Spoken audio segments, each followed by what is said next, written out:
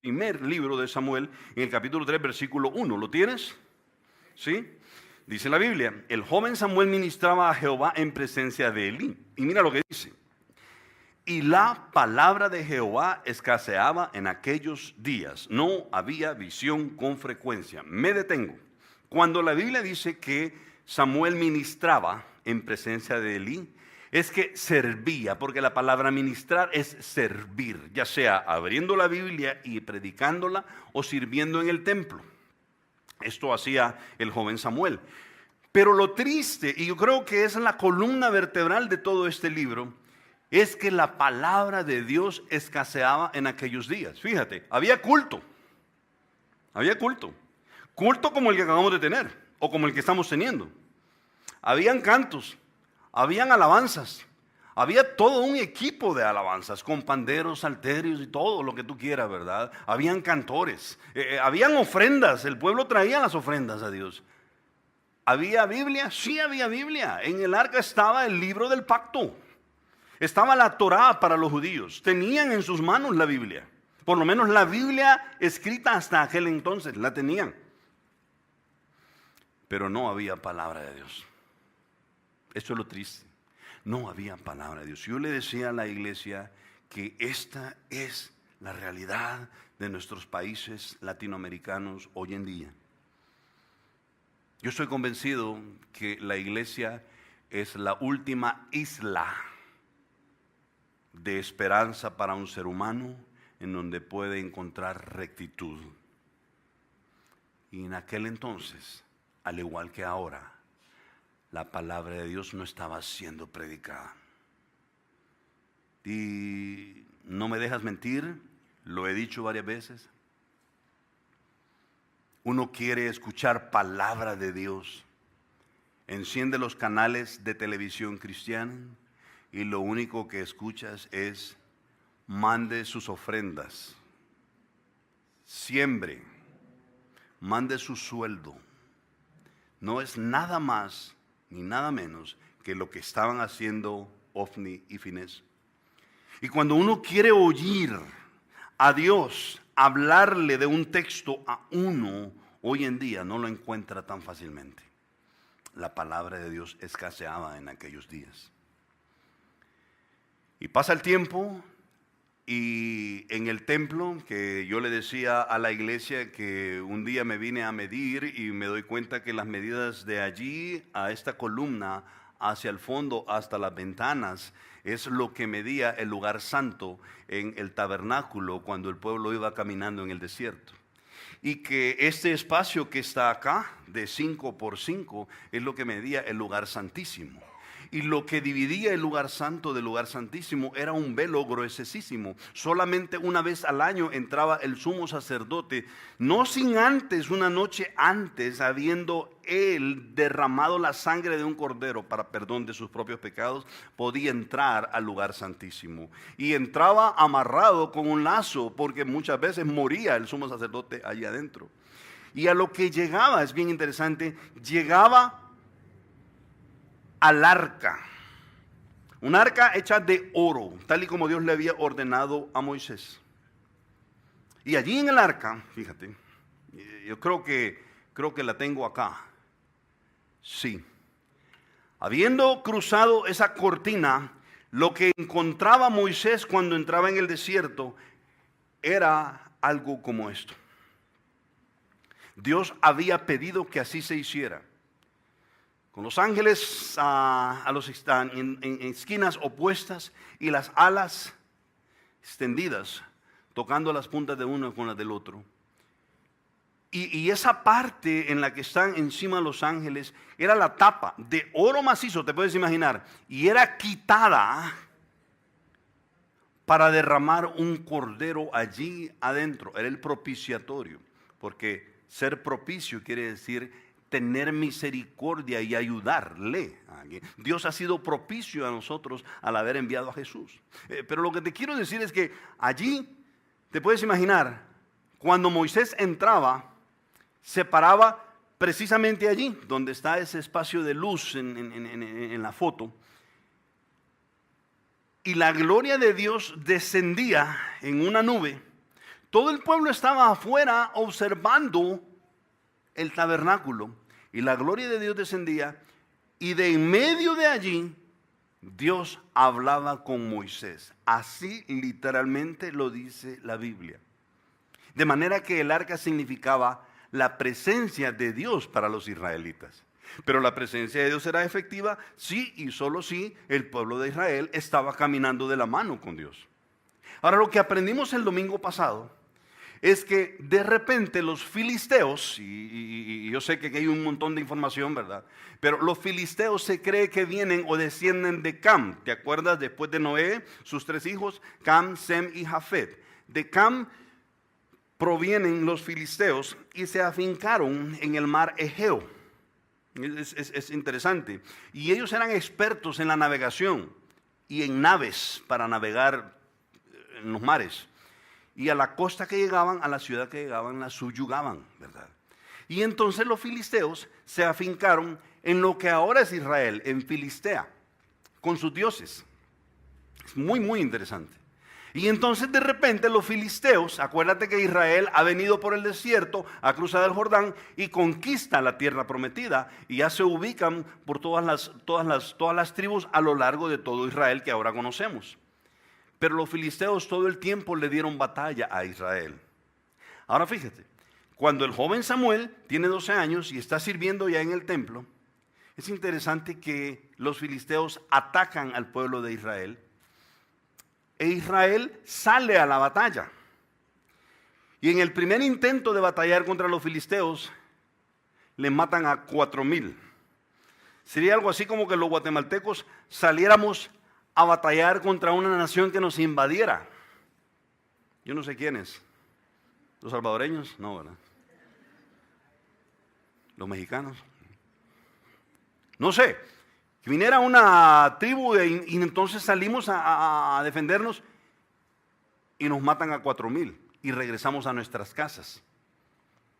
Entonces los ancianos de Israel, en vez de ir al templo a decirle a Dios: Señor, nosotros hemos pecado contra ti y hemos sido derrotados porque nuestro caminar no es íntegro.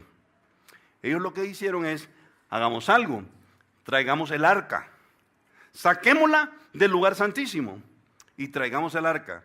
Y le piden, miren a quiénes, a Ofni y Finés, que traiga el arca al campo de batalla para pelear contra los filisteos. Y Ofni y Finés van bien emocionados, sacan el arca y van al lugar de batalla. Y cuando están ahí, todo el pueblo, cuando ve el arca, grita, como que todos los guatemaltecos gritaban: ¡Wow! Y entonces todos los que estaban ahí en las montañas para atacarlos tuvieron temor. Pero tuvieron temor solamente un rato pequeño, un ratito.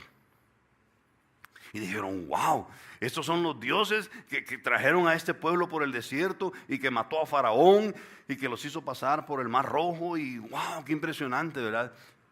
Y es interesante, eso lo vimos el domingo pasado. El pueblo toma el arca como un amuleto y creen que con haber llevado el arca allí, entonces Dios va a estar del lado de ellos. No hay arrepentimiento. No hay un platicar con Dios para ponerse a cuentas, sino que lo único que hay es tratar de vivir de las glorias pasadas. Y van y traen el amuleto a la batalla para que Dios les ayude. Qué impactante. ¿Y sabes qué ocurre? Dice la Biblia que los filisteos derrotan a Israel y esta vez les matan a 30,000. Más 4,000, 34,000. Impresionante, muy impresionante. Pero el pasaje que nos toca ver ahora ya te puse en contexto de todos estos meses. El pasaje que nos toca ver ahora. Por cierto, si tú quieres escuchar los mensajes, están en YouTube, ahí en una tarjetita y te podemos dar una de estas, ¿verdad? Donde están todos los recursos para escuchar estos mensajes. Y vente conmigo al capítulo 3, por favor. Dice: el joven Samuel ministraba, esto es el capítulo 3, versículo 1. El joven Samuel ministraba a Jehová en presencia de Elí. Eso dice ahí en la Biblia, ¿verdad? En presencia de Elí. y la palabra de Jehová escaseaba en aquellos días y no había visión con frecuencia. Ahora vente conmigo, por favor, allí al capítulo 4, siempre de 1 de Samuel, capítulo 4, versículo 12. ¿Me sigues? Ahora fíjate, acaban de derrotar a 34,000, les acaban de matar a 34,000. Vente conmigo al versículo 12. Y corriendo de la batalla, un hombre de Benjamín, de la tribu de Benjamín, una de las 12 tribus de Israel, llegó el mismo día a Silo. Ahora te explico rápidamente. Silo era la ciudad donde estaba el arca, donde estaba el templo con el lugar santo, el velo, el lugar santísimo y el arca. Silo es donde vivían Elí y donde vivía Samuel, el joven Samuel de 12 años, y donde ministraban Ofni y Finés. Ahora fíjate, corriendo en la batalla un hombre de Benjamín llegó el mismo día a Silo, roto sus vestidos, ponle mucha atención, y tierra sobre su cabeza, tierra sobre su cabeza. Y cuando llegó, he aquí que Elí estaba sentado en una silla vigilando junto al camino, porque su corazón estaba temblando por causa del arca de Dios. Ahora, imagínate, está esa guerra, se acaban de llevar el arca, creyendo que con el amuleto del arca entonces van a ser salvados de los filisteos. Y no ocurre eso, ocurre todo lo contrario. Y Elí, que ya es viejo, con sus vestiduras de sumo sacerdote, está sentado viendo hacia el camino. Acuérdate que el hombre ya tiene 90 y pico de años, ya casi no puede ver, es obeso. Está sentado y dice que su corazón está temblando porque sabe que se han llevado el arca del pacto. Fíjate.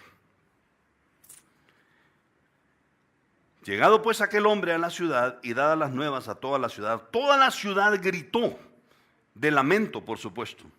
Y cuando Elí oyó el estruendo de la gritería, dijo: ¿qué estruendo de alboroto es este? Y aquel hombre vino a prisa y dio las nuevas a Elí, las noticias se las dio a Elí. Ahora fíjate, dice, era ya Elí de edad de 98 años y sus ojos se habían oscurecido. Te dije, es tipo de la ceguera espiritual. Dice, de modo que no podía ver. Dijo pues aquel hombre a Elí: yo vengo de la batalla, he escapado hoy del combate. Y Elí le dijo: ¿qué ha acontecido, hijo mío? He traducido es: hey, ¿qué es lo que ha pasado vos? ¿Qué ha ocurrido? Cuéntame. Y el mensajero respondió diciendo, fíjate las noticias: Israel huyó delante de los filisteos, y también fue hecha gran mortandad en el pueblo, y también tus 2 hijos Ofni y Finés fueron muertos, y el arca de Dios ha sido tomada. Wow. Mira el versículo 18. Y aconteció que cuando él hizo mención del arca de Dios, Elí cayó hacia atrás en la silla al lado de la puerta y se desnucó y murió, porque era hombre viejo y pesado y había juzgado a Israel. ¿Cuántos años? Ahora te quiero explicar. Ahí muere el último de los jueces de Israel. Interesante. Y mira lo que ocurre en el 19. Y su nuera, la mujer de Finés. ¿Quién era Finés? Uno de los 2 hijos del sumo sacerdote Elí. Y su nuera, la mujer de Finés, que estaba encinta, es decir, embarazada, cercana al alumbramiento, oyendo el rumor que el arca de Dios había sido tomada, y muertos su suegro y su marido, se inclinó y dio a luz, porque le sobrevinieron sus dolores de repente. Y al tiempo que moría, le decían las que estaban junto a ella: no tengas temor, porque has dado a luz un hijo. O sea, fíjate, ella está muriendo y las demás mujeres, quizás parteras, ¿verdad? Le están diciendo: ¡hey, hey! Acabas de tener a un hijo, es varón. Y para un israelita o una israelita, tener un varón como primogénito significaba un montón. No tengo el tiempo para explicarlo. ¡Hey! No te entristezcas, no te muras. Acabas de tener a un varón. Y mira la respuesta de ella, por favor. Mas ella no respondió ni se dio por entendida. Y llamó al niño, ¿qué nombre le puso? Icabod. Icabod, ¿por qué? Porque Icabod en hebreo quiere decir la gloria. Los años de gloria de Dios se han ido. Wow. Yo le contaba a la iglesia que los hebreos le ponen los nombres a los niños de acuerdo al evento que está ocurriendo o en la familia o en la nación en ese momento. Les contaba que los chinos le ponen los nombres a los niños lanzando una lata de esas latas de leche vacías, las lanzan al cemento. Y así como suena, así le ponen al niño. Chingunguan. Pero los hebreos no. Los hebreos le ponen el nombre al niño de acuerdo a lo que está ocurriendo en ese momento y que significa algo. Samuel, el niño Samuel, el hijo de Ana, se llamó Samuel porque fue pedido a Dios y Dios lo dio. Esta mujer, muy inteligentemente, cuando le dicen, estás teniendo a un varón, le dice, me estoy muriendo. Bautícenlo con el nombre de Icabod, porque la gloria de Dios se ha ido de Israel. Wow, Icabod. Por cierto, ¿quiénes están embarazadas aquí? ¿No hay nadie? ¿Quiénes quieren quedar embarazadas? No le vayas a poner Icabod al niño. Mejor ponle Samuel. O si es niña, ponle Ana, que quiere decir gracia. Pero no Icabod, porque Icabod quiere decir la gracia, la gloria de Dios ya no está con nosotros. Ahora yo quiero que me pongas mucha atención a los próximos 15 minutos, porque ahí está la esencia de todo. Ese es el arca. Es llevada al campo de batalla. Pero quiero que veas que cuando los creyentes, mira la pantalla por favor, cuando los creyentes hemos tenido nuestros años de gloria con el Señor y los cambiamos, y ojo con lo que voy a decir, porque quiero compartir esto, te abro mi corazón, esto es más profundo de lo que quizás suene y la premura que tenemos por la clausura de BBS, pero cuando un hijo de Dios ha caminado de la mano con Él y ha disfrutado del estar en el gozo de la comunión con el Señor y lo cambia por una vida en donde conviene vivir así, no importa las tinieblas en el terreno que está pisando, no importa eso, el creyente sabe allá en lo profundo de su corazón que ha cambiado el caminar con Dios por una vida así. Y no queda más que tristeza en el corazón. Tristeza. Óyeme, somos lo más bíblicos posible. Y yo estoy convencido que cuando un creyente, cuando un ser humano se convierte a Dios, nace de nuevo a través de la regeneración del Espíritu Santo, a través de un arrepentimiento y depositando su fe solamente en la sangre de Jesucristo en la cruz, estoy convencido que esa persona es salva. Y estoy convencido que la salvación no se pierde, porque no existe el verbo desnacer. No se puede desnacer espiritualmente. Pero sí tú y yo somos susceptibles a cambiar el caminar con Dios por caminar en terrenos de tinieblas por nuestra conveniencia. Israel lo hizo. Israel lo hizo.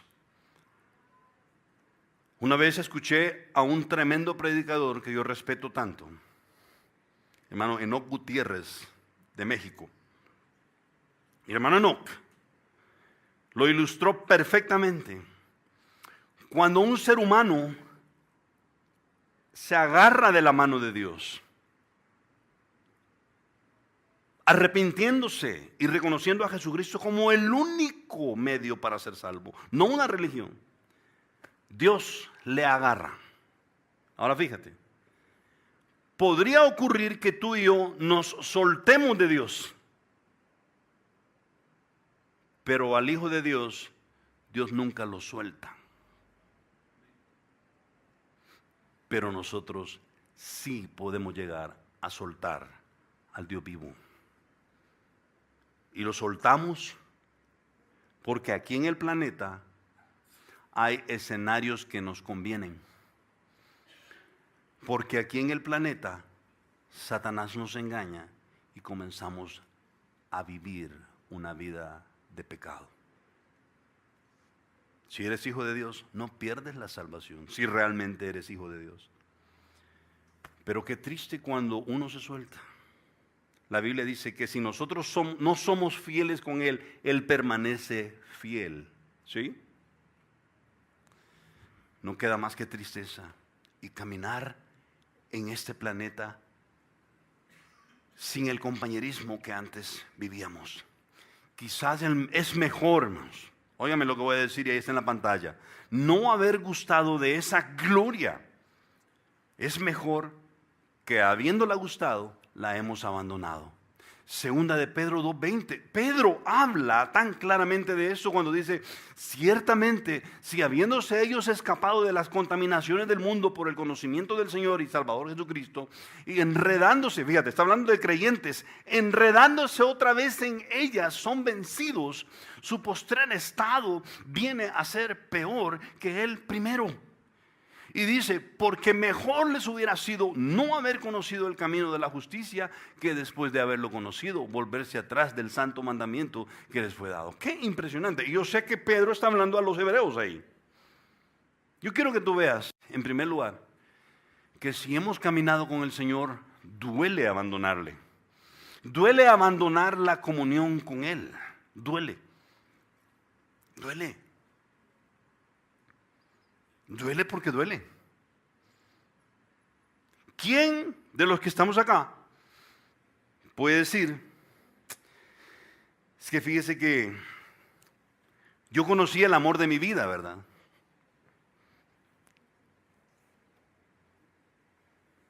Nos hicimos novios. Mi corazón latía por el de él y el de él por mí.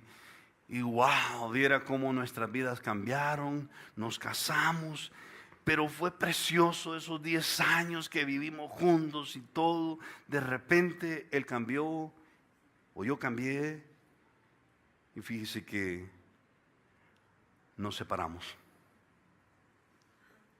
¿Duele o no duele? No me digan que no duele. Yo sé que la ilustración es muy burda, pero cuando uno conoce al verdadero Dios, conoce al amor de su vida. Y cuando uno no camina ya de la mano con Él, duele, duele, duele pasar de la noche al día. Este benjamita lo sabía, porque si tú vienes conmigo de nuevo al versículo 12, yo te quiero hacer una pregunta.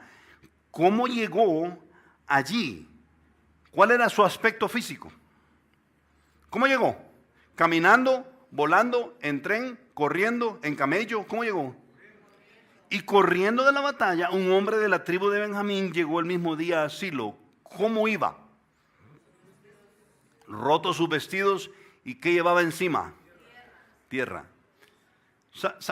Detente ahí, por favor, y sígueme. Para un israelita, cuando había dolor en su corazón y tristeza, lo que hacía era romperse los vestidos. Es como que si me llegaran a dar una noticia ahorita aquí, entonces yo de dolor, no de cólera, de dolor, me rompo todo lo que ando. Y voy allá afuera y busco tierra y me la echo encima y me hinco a llorar. Era luto. Era luto. Ese benjamita lo sabía.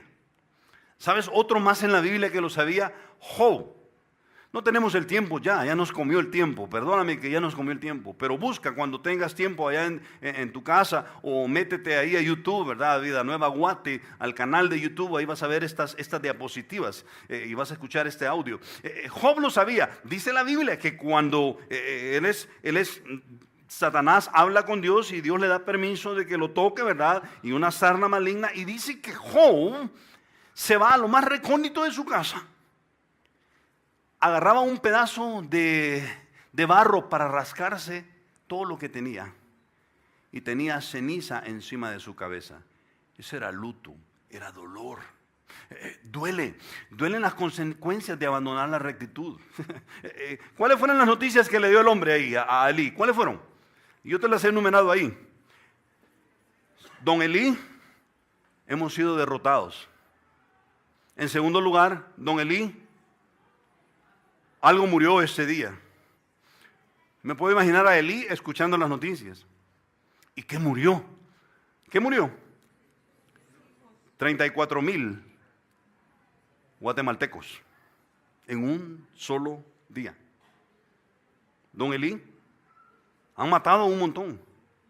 Don Elí, murieron sus hijos. Los acaban de matar. ¿Cómo te sentirías tú si estás en tu casa y te llegan a avisar que acaban de matar a 34,000 guatemaltecos y dentro de ellos iba tu hija o tu hijo o tus hijas o tus hijos? Todos. Y el arca fue tomada. ¿Qué ocurrió inmediatamente después? ¿Qué ocurrió inmediatamente después? Elí se va para atrás de su silla, cae, se desnuca y muere en ese momento. Yo te hago una pregunta. ¿Cuál de esas 4 noticias te mataría a ti? Levanten su mano y me dicen. ¿Cuál de esas 4 noticias te mataría a ti? La tercera, mueren tus hijos. Mataron a tus hijos. Entonces te voy a hacer otra pregunta. ¿Qué mató a Elí? ¿Cuál de esas 4 noticias? ¿Cuál? No, señor. No fue la muerte de sus hijos la que mató a Elí. A Elí lo mató. Bueno, vente conmigo por favor, aquí. Vente conmigo por favor. Versículo 13, y cuando llegó aquí que Elí estaba sentado en la silla vigilando junto al camino porque su corazón estaba temblando por causa de sus hijos. No, por el arca de Dios. Llegando pues aquel hombre a la ciudad y dadas las nuevas a toda la ciudad, gritó. Cuando Elí oyó el estruendo de la gritería, dijo: ¿qué estruendo es este? ¿Qué alboroto es este? Y aquel varón vino y le dio las noticias. Era Elí de 98 años, sus ojos se habían oscurecido. Dijo pues aquel hombre a Elí: yo vengo de la batalla, he escapado del combate. Y le dijo: ¿qué ocurrió? Una, Israel huyó delante de los filisteos. 2, también fue hecha gran montaña del pueblo. 3, murieron tus 2 hijos, Ofni y Finé. Y 4, y el arca de Dios ha sido tomada. Sígueme por favor en el versículo 18. Y cuando aconteció que cuando él mencionó el arca de Dios, Elí cayó atrás de la silla, al lado de la puerta, y se desnucó y murió. ¿Qué lo mató?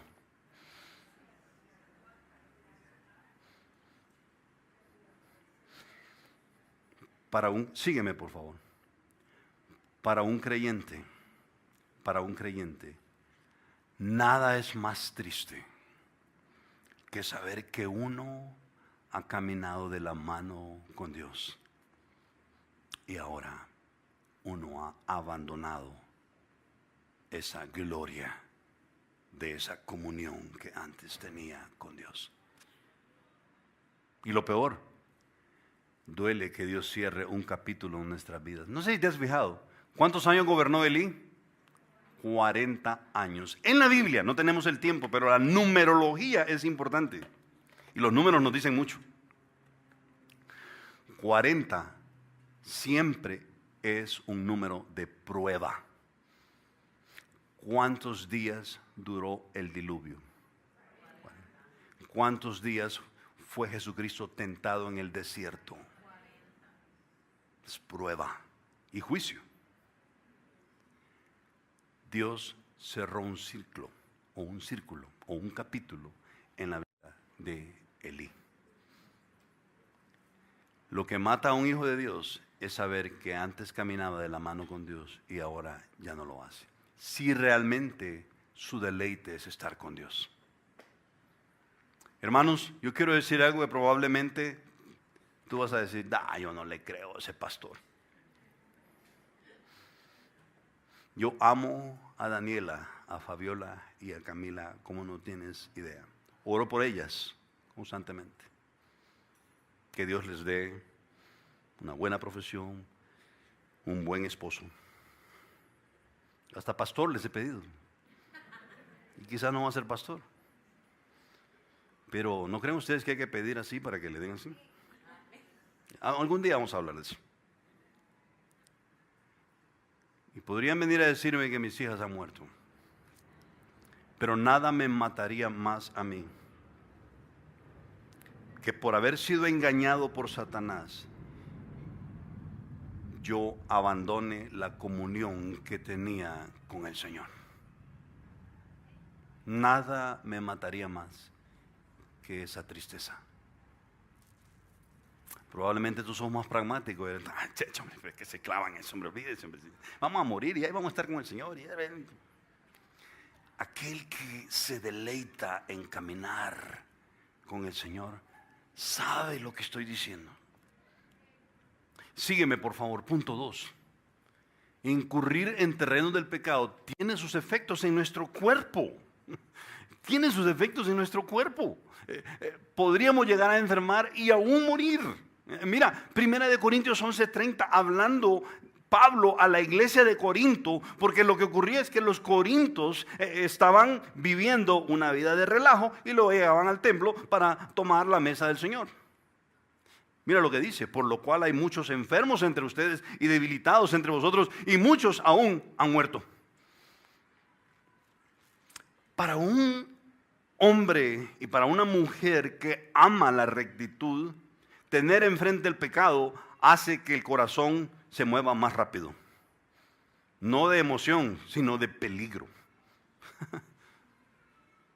A mí me ocurre.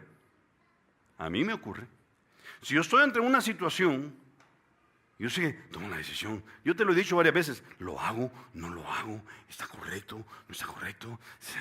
Hermano, yo no sé ustedes, pero yo empiezo a sudar. Híjole, ¿lo hago? ¿No lo hago?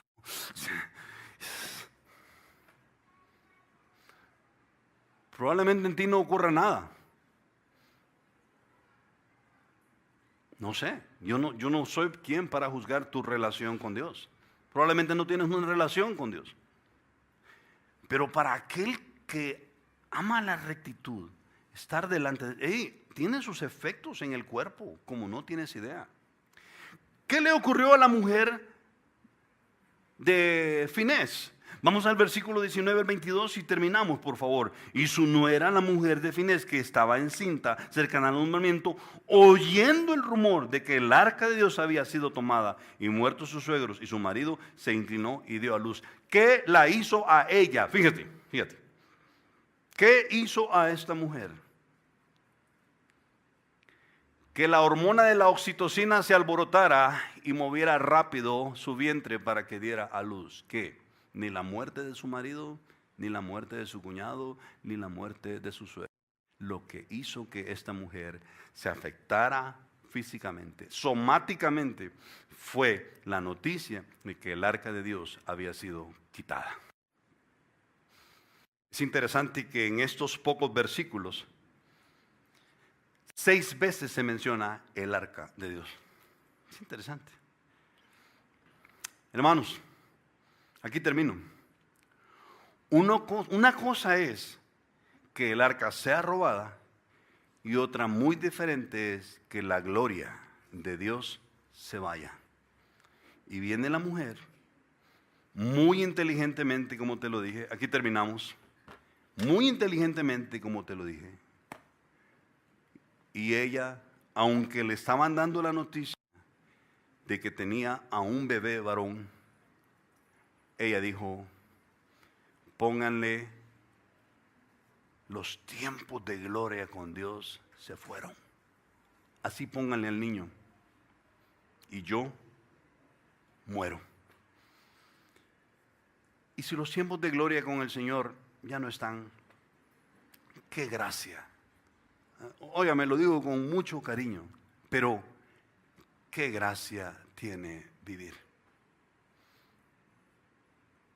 Lo único que queda es una rutina en donde te levantas para hacer dinero, para pagar tus deudas, para acostarte, para volver a levantarte, para volver a ganar dinero, para pagar tus deudas. Una rutina que no tiene la más mínima gracia. No, hermano Checho, que usted no sabe que yo tengo un proyecto de espejismos. Llegas al proyecto y cuando termina el proyecto y lo tienes que cerrar porque vas a la bancarrota, tú dices, realmente sí, tiene razón Eclesiastés cuando dice, mejor el final del negocio que el principio del negocio. ¿Y qué es la vida entonces? Pablo lo dijo claro, para mí el vivir es caminar con Cristo Jesús y el morir es ganancia. Wow. Para un hijo de Dios no puede doler nada más que su compañerismo con Dios se haya enfriado. Vamos a orar. Padre, gracias por la oportunidad que nos has dado de estar aquí esta mañana y de abrir la Biblia y aprender, Señor. Gracias.